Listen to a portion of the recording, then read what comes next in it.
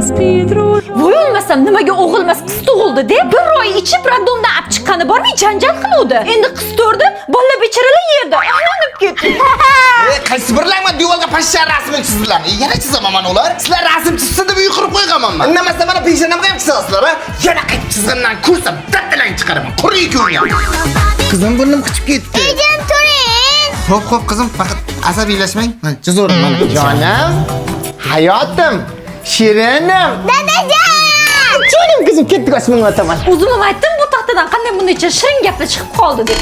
Dadajon, meni yaxshi ko'rasizmi yo oyim nima? Voy, qaniysi seni yaxshi ko'raman, qizim.